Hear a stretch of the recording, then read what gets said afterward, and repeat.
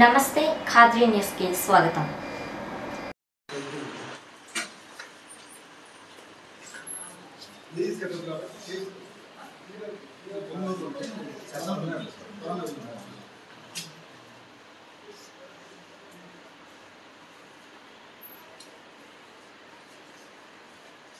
తీసుకోండి సిటీ అవి Hari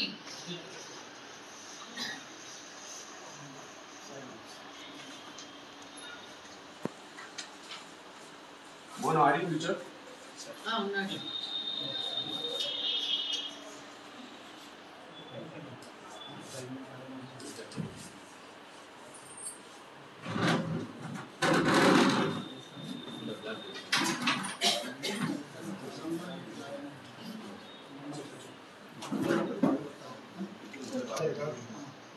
Sorry, correct.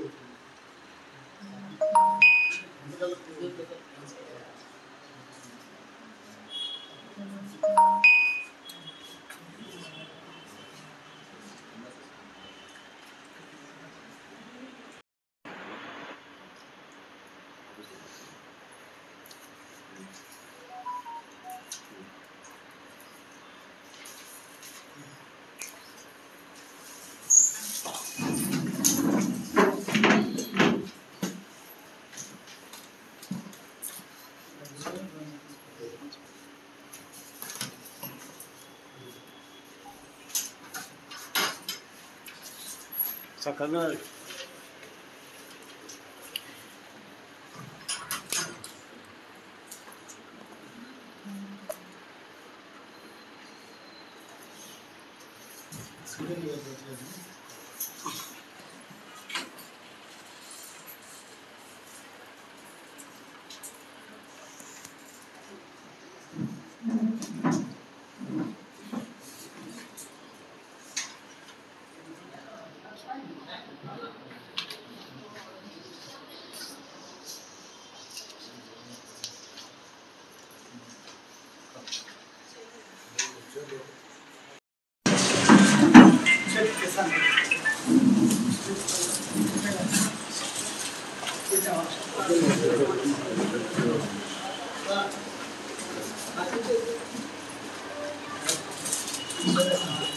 Okay, అందరికీ నమస్కారం.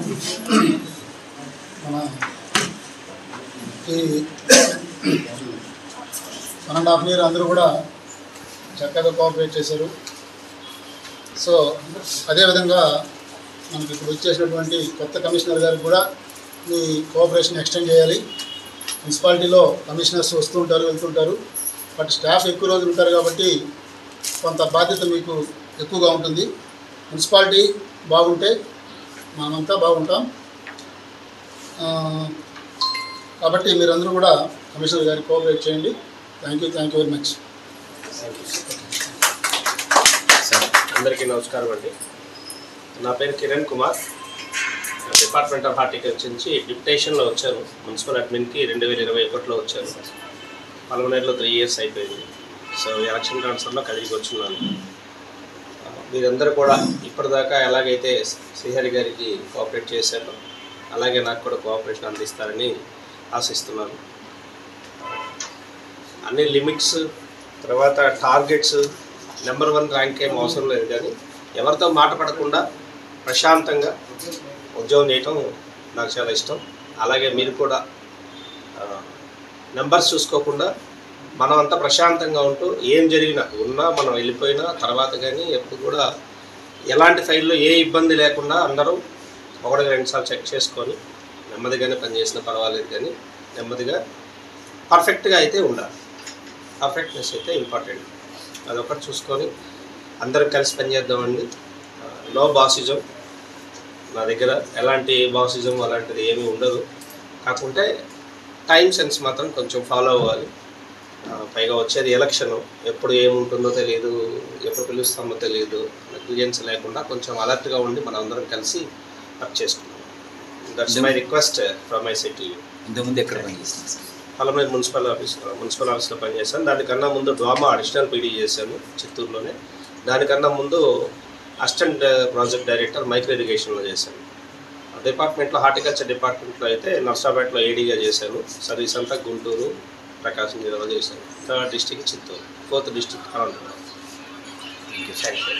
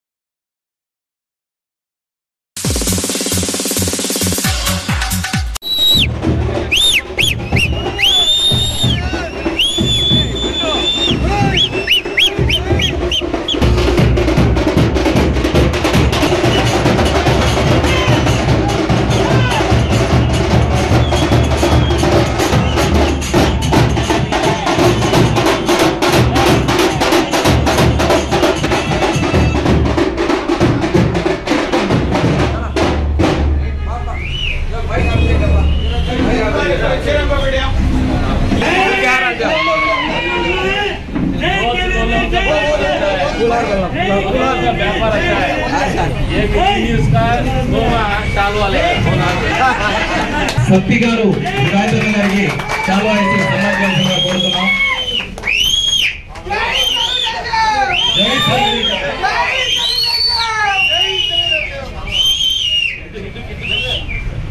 కౌన్సిలర్ మహాబూషన్న గారికి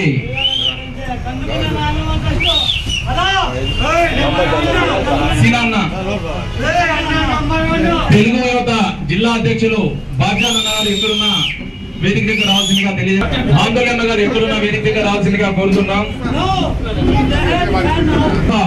కౌన్సిలర్ ఎక్కడున్న వేదిక పై రావాల్సిందిగా కోరుతున్నాం.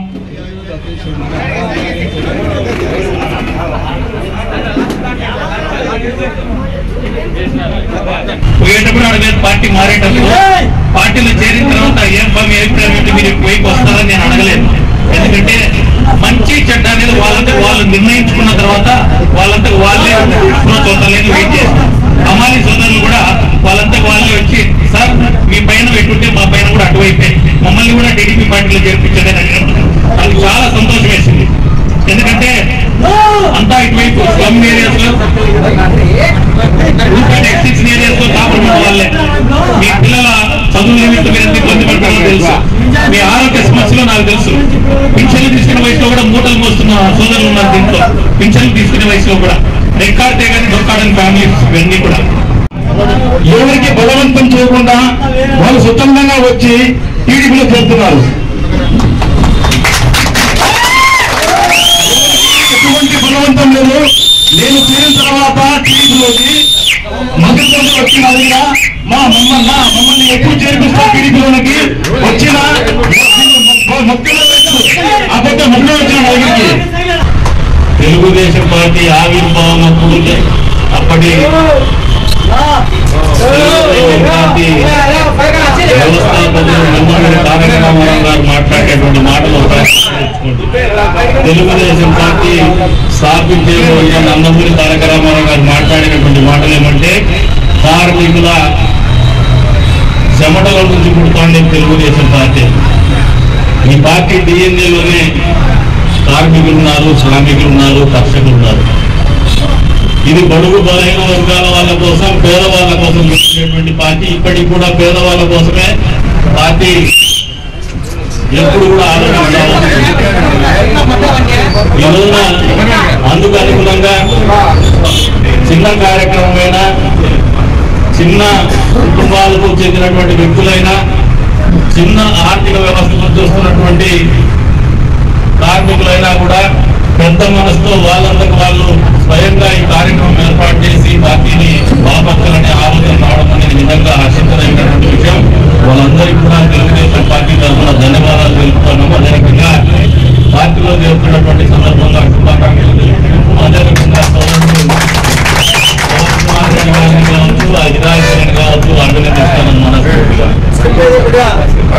ప్రజా జీవితంలో ఉండాలనుకునేటువంటి వాళ్ళు ఎప్పుడు కూడా 10 మంది మనం ఒక అడుగు వేస్తే మన అనేది నాయకత్వం. ఎందుకంటే నాయకత్వం అంటే ఒక నమ్మకం. ఈ రోజున పవన్ కావచ్చు, అదేవిధంగా వినాయక్ కావచ్చు, వీళ్ళు తీసుకున్నటువంటి అడుగులకు అనుగుణంగా వాళ్ళ అడుగులో అడుగు చేస్తున్నటువంటి మీ అందరినీ కూడా చూస్తున్నప్పుడు వాళ్ళ మీద మాకు ఇంకా ఒక మెట్టు గౌరవం జరుగుతున్నటువంటి పరిస్థితి ఉందని చెప్పేసి తెలియజేస్తాం.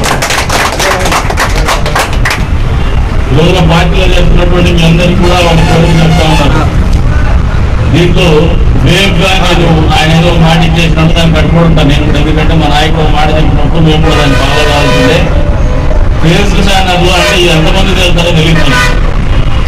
ఫేస్ బ్యానర్లు ఆర్గనైజ్ చేస్తుంటారు. ఫేస్ బ్యానర్లు అంటే సంవత్సరానికి ఇంతమందిని ఆలోచన పెట్టుకొని ఖచ్చితంగా తెలుగుదేశం ప్రభుత్వం వస్తుంది, ఖచ్చితంగా చంద్రబాబు నాయుడు గారు ముఖ్యమంత్రి అవుతున్నారు, ఖచ్చితంగా కలిలో కూడా తెలుగుదేశం పార్టీ గెలవబోతోంది, గెలుస్తా ఉంది. మామూలు గెలుపుండదు ఈసారి. ఎవరైతే చాలా మాటలు మాట్లాడినారో, ఎవరైతే చాలా ప్రశ్నలు సంధించారో, ఎవరైతే మమ్మల్ని అందరినీ ఎగతాళి చేసినారో వాటన్నిటికీ ఒకే సమాధానం 2024 ఎలక్షన్ సందర్భంగా వచ్చే ఫలితాలు చెప్తాయని చెప్పి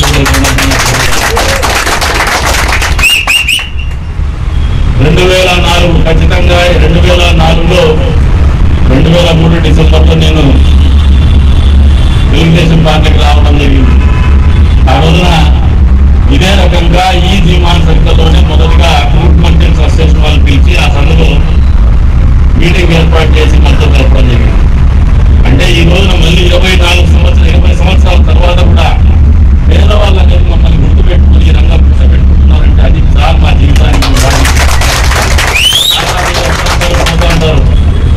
20 ఏళ్ల సుదీర్ఘమైన ప్రయాణం తర్వాత కూడా ప్రజా జీవితంలో గౌరవంగా బతకడం అనేది ఒక మనిషికి విజయానికి తార్కాణము. ఆయన వాళ్ళు సాధించినటువంటి కీర్తికి ఒక ఉదాహరణ కూడా మనస్ఫూర్తిగా నేను నమ్ముతా ఉంటాను. నిజంగా ఇంట్లో సంతోషంగా ఉన్నాను.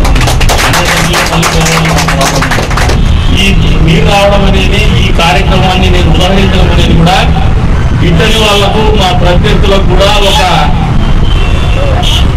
సమాధానంగానే నేను తెలియజెప్తాను. ఇది మాకు ఉన్నటువంటి క్రెడిబిలిటీ. ఎందుకు తెలుగుదేశం పార్టీ తరఫున ప్రసాద్ టికెట్ ఇస్తారనే దానికి కూడా ఇది ఉదాహరణ చెప్పేసి వాళ్ళు ఇంటికి విభాగం ఎందుకు వస్తుందో కూడా ఇదే ఒక ఉదాహరణ. కాబట్టి వాళ్ళు చెప్తాను, ఇది నేర్చుకోమంటున్న నాయకులు భవిష్యత్తులో కూడా పవన్ మళ్ళీ ఒక మంచి నాయకులుగా కూడా ఈ ప్రాంతంలో ఖచ్చితంగా నాయకత్వాన్ని అందిస్తాడు. భవిష్యత్తులో ఇవన్నీ కూడా దగ్గరగా పనిచేసినప్పుడు మాతో కలిసి పనిచేసినట్టు. కానీ ఈ రోజున మేము ప్రయాణం చేసేటువంటి దారిలో మాతో పాటు ప్రయాణిస్తున్నటువంటి వ్యక్తిగా ఇంకా ఏదైనా కూడా అపోహలు ఉన్నా, ఆలోచనతో తేడా ఉన్నా కూడా వాటన్నింటినీ కూడా వచ్చే రోజుల్లో ఇంకా మెరుగుపరుచుకుంటాడని చెప్పేసి కూడా బలంగా ఆయన దగ్గర కూడా ఏదో 10 మంది కోసం ఉండాలనే ఆలోచన లేదు, పేరు సంపాదించుకున్న ఆలోచన ఏదో తప్పనైతే ఉంది. కాబట్టి ఖచ్చితంగా నేర్చుకుంటాడని చెప్పేసి మరింత స్థాయికి ఎదుగుతాడని చెప్పేసి కూడా మనస్ఫూర్తిగా నమ్ముతాడా. ఈ రోజున మా ప్రత్యర్థులు చెప్తాను, పక్కన ఒకరు ఆ పక్క ఒకరు ఉంటారు. ముసుగు తీసేటోడు ఉంటాడు. ముసుగు వీరికి చెప్తాడా, ముసుగు తీసేటోడు చెప్తాడా. మీరు 1,00,000 కుట్ల యత్నాలు చేస్తా ఉంటారు. మీవి షార్ట్ కట్ మెథడ్స్. స్వాగతం సత్యబాబు అన్న గారు, మహబూబ్ పాషా అన్న గారు, రామాంజీ అన్న గారు, శ్రీనివాసులు, అబ్దుల్, ఫక్రుద్దీన్ సాబ్, వలీ, బావా